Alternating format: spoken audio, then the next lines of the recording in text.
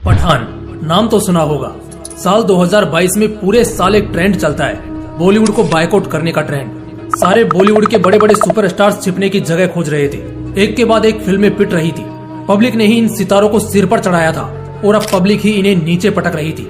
Shamshera, circus, सम्राट पृथ्वीराज और लाल सिंह चड्ढा जैसी हाई बजट फिल्में भी बॉक्स ऑफिस पर पानी मांग रही थी। बॉलीवुड वालों के होश उड़ गए थे। रातों की नींद और दिन का चैन सब एक झटके में तबाह हो चुका था। कहने वाले गलत नहीं कहते, चकाचौंध और खुशनुमा मौसम में तो बिन बुलाए भी मेहमान आ जाते हैं, लेकिन जब यही मौसम बिगड़ना शुरू होता है तब जो आए उसे बादशाह कहते हैं। हाँ, बिल्कुल सही। बॉलीवुड की डूबती नैया को किनारे तक पहुंचाने वाला बीच समंदर में अपना कयामती तूफान लिए इंतजार में था। तुम्हारे दिल में जितनी आग 100 ऐसी मोटिवेशनल वीडियोस देखकर लगेगी, उतने पर आज का ये अकेला वीडियो काफी है। एक सच्चे जमाने की कहानी तुम गौर से देखोगी कि जब इतनी बड़ी सिनेमा इंडस्ट्री बॉलीवुड, जिसे लोग कह रहे थे अब खत्म हो चुका है, लेकिन उसे बचाने के लिए बादशाह आ चुका है। बिल्कुल सही सोच रहे हो। पठान 4 साल के इंतजार के बाद दोबारा लौट चुका है। अपने कुर्सी की पेटियां बांध लीजिए, क्योंकि मौसम बिगड़ने वाला नहीं बल्कि सच में बिगड़ चुका है। ये वीडियो मैं अगर चाहता तो पठान के रिलीज से पहले भी ला सकता था। फर्स्ट डे फर्स्ट शो के बाद भी रिलीज कर सकता था, क्योंकि मुझे पहले से ही इस मौसम के बिगड़ने का अंजाम मालूम था। लेकिन मैं बस इंतजार कर रहा था कि खुद दुनिया को पता चल जाए कि 4 दिन के लिए अगर शेर जंगल से गायब हो जाए तो वो जंगल लोमड़ी और भेड़ियों का नहीं हो जाता। हर कहानी बहुत कुछ सिखा जाती है। इस वीडियो में मैं तुम सभी को 5 ऐसी मंत्र मुग्ध बातें सिखाऊंगा जो बेशक तुम वीडियो के आखिर तक पहुंचते पहुंचते सीख जाओगे। और अगर वाकई में तुम इन्हें सीख गए तो जिंदगी में तुम्हें कभी किसी की आलोचना से घंटा फर्क नहीं पड़ेगा। किसी भी रुकावट से तुम नहीं रुकोगे और किसी भी खराब परिस्थिति में भी तुम नहीं झुकोगे। इन लाइफ लेसन्स को हम पठान फिल्म की ऑन स्क्रीन और ऑफ स्क्रीन दोनों ही सिचुएशन से सीखेंगे। कसम से बहुत मजा आने वाला है। बस आखिर तक मेरी आवाज के साथ बने रहना। मौसम हर बीते लम्हे के साथ सच में बिगड़ने वाला है। तो चलो शुरू करते हैं। लेसन नंबर फर्स्ट, शेर भौंकना नहीं दहाड़ना जानते हैं।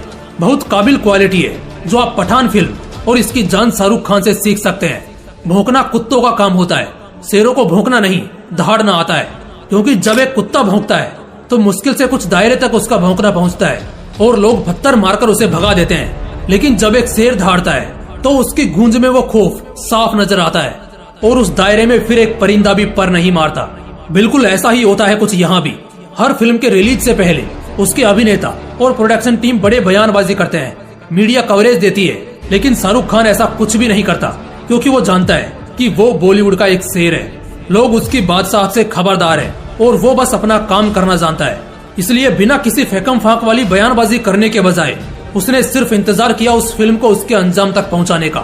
जैसे ही बड़े पर्दे पर शाहरुख खान आया, फिर वो नहीं बोला, उसकी बादशाहत ने दहाड़ा, जिसने एक बार फिर साबित कर दिया कि जंगल का सिर्फ एक ही राजा होता है और वो होता है एक शेर। तुम भी इससे इंस्पायर होकर अपनी जिंदगी जियो।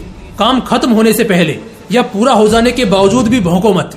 लोगों को अपने जुबानी मत बताओ, बल्कि इंतजार करो उस काम के परिणाम का, जिससे जमाना खुद तुम्हें सराहे और अपने सिर पर बिठाए। लेसन नंबर सेकंड, नफरत करने वालों को नहीं प्यार करने वालों को देखो।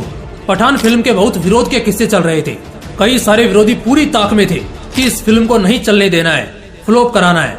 इसी बीच शाहरुख खान का एक स्पीच तो आपने सोशल मीडिया पर देखा ही होगा, जिसमें वो पिक्चर रिलीज होने से पहले बहुत कॉन्फिडेंटली कहते हैं कि बहुत समय से मैं अपने प्यार करने वाले और चाहने वालों से मुखातिब नहीं हुआ हूँ, लेकिन खुशी इस बात की है कि हम सब जिंदा हैं। उनका एक सॉलिड मैसेज पहले ही निकल चुका था उन हिटर्स के लिए जो पठान और शाहरुख खान को देखना पसंद नहीं करते, जिससे शाहरुख खान को घंटा फर्क नहीं पड़ने वाला था।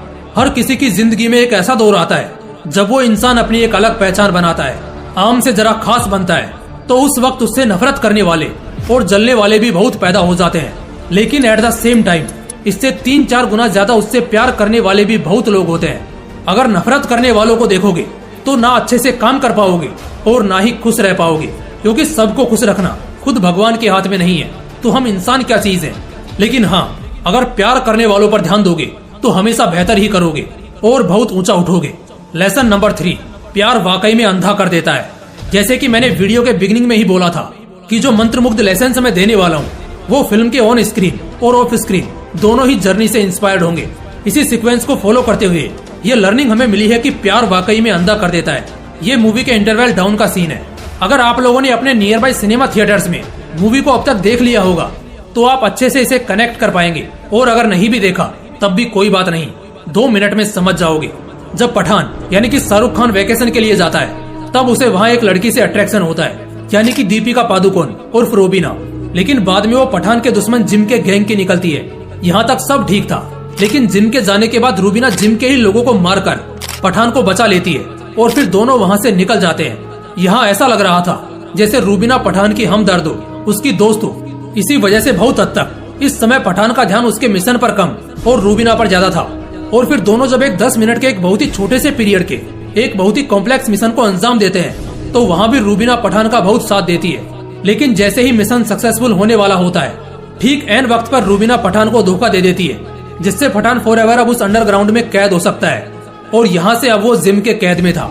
यहाँ पर जिम यानी उसका एनिमी उसे एक बड़ी तगड़ी बात भी बोलता है कि जब राजा की नजर उसकी चाल से हटकर अगर बेगम की तरफ हो जाए तो उसे हराना बहुत आसान हो जाता है। ठीक इसी पॉइंट पर खुद पठान भी अफसोस करता है कि वाकई में वो प्यार में अंधा हो गया था, जिस वजह से अब उसकी जान भी जा सकती है और उसका पूरा मिशन बर्बाद हो सकता है। एक तरह से कह सकते हो सिर्फ 5 दिन का प्यार और उस पर भरोसा उसके सालों के तजुर्बे पर भारी था। इसलिए आचार्य चाणक्य ने भी चंद्रगुप्त को कहा था, अगर आम जिंदगी चाहते हो तो हर मोह तुम्हारा है, लेकिन अगर सम्राट होना चाहते हो तो हर मोह को त्यागना पड़ेगा। मेरी आपकी इनफैक्ट हर किसी की जिंदगी में एक ऐसा वक्त तो आता ही है जब जानबूझकर वो शख्स प्यार का उड़ता तीर अपनी किस्मत में ले लेता है। जरूरी नहीं वो धोखा ही हो, लेकिन ये जरूर होगा कि प्यार के मोह में आपका ध्यान आपके लक्ष्य, आपके कर्तव्य से बहुत कम हो जाएगा, जिसका परिणाम ये होगा कि आप बीच रास्ते में ही खो जाओगे। Lesson number 4, very faithful and patriotic. इस पूरे फिल्म को देखने के बाद एक बात है जो बहुत गजब लगती है, वो है पठान की वफादारी और देशभक्ति। इस फिल्म में एक बड़ा जोशीला डायलॉग भी है। एक सोल्जर ये नहीं पूछता कि उसके देश ने उसके लिए क्या किया है, वो पूछता है कि वो देश के लिए क्या कर सकता है। पठान गजब का वफादार और देशभक्त था। जिम जो विलेन है और अब एक देशद्रोही भी है, सिर्फ इसी वजह से क्योंकि सरकार ने उससे मुंह फेर लिया और उसे अपने साथ नहीं बताया था। इस गुस्से की वजह से वो अब पूरे भारत को तबाह करना चाहता है। ठीक ऐसा ही सिचुएशन पठान की जिंदगी में भी आता है, जब वो प्यार में अंधा होकर फंस जाता है और उस पर प्रेशर बनाया जाता है कि वो चोरी कर रहा था। और उस वक्त देश की सरकार भी कह देती है कि पठान उनका सिपाही नहीं है। इससे उस वक्त के लिए उसे भी गुस्सा आता है, लेकिन वो अपनी वफादारी या देशभक्ति नहीं छोड़ता। फिल्म के शुरुआत से लेकर आखिरी पड़ाव तक वो अपने देश के खातिर लड़ता है। बात उसकी मौत तक आ जाती है, मगर फिर भी वो देश को लेकर कोई समझौता नहीं करता। दोस्तों, इस तरह की वफादारी और देशभक्ति की आज हम सभी को जरूरत है। माना कि यह फिल्म है, लेकिन असल में तो इससे ज्यादा वफादार सैनिक होते हैं जो रोके हैं और हमारे देश को पल पल विरोधी और खतरनाक दुश्मनों से प्रोटेक्ट करते हैं। कुछ भी कहो, लेकिन इस फिल्म को देखने के बाद दिल में देशभक्ति और जहन में वफादारी का कद और भी ऊंचा उठ गया है। यहाँ से आप सीख सकते हो कि कैसे आप अपने लिए, अपने परिवार के लिए, अपने समाज के लिए और अपने पूरे देश के लिए एक वफादार नागरिक के रूप में खड़े हो सकते हो, जो अपनों को बचाने के लिए कुछ भी कर सकता है, जो पठान करता है। Lesson number 5, wonderful hospitality. ये एक लेसन हम सभी को पठान से जरूर सीखना चाहिए, वो है दूसरों की मेहमान नवाजी करना।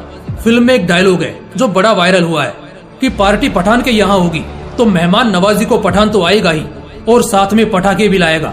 सॉन्ग पठान में भी एक लाइन है कि जान लुटाकर दुश्मन की हमने हिफाजत की है। अगर आप एंशिएंट टेक्सचर्स को भी रीड करोगे तो हाँ, वाकई में पठान मेहमान नवाजी में बहुत अच्छे होते हैं, बहुत अच्छी तरह मेहमान नवाजी करते हैं। इस दौरान चाहे सामने दुश्मन ही क्यों ना हो, पठान मूवी के पूरे भाग में पठान को मौका मिलता है जिससे वो समझौता करके अपने विरोधी की तरफ जा सकता है, वो छल कर सकता है, लेकिन वो ऐसा नहीं करता। इसके अलावा जब रूबीना पकड़ी जाती है तब भी वो उस पर एक बार और भरोसा करता है, लेकिन सचेत होकर।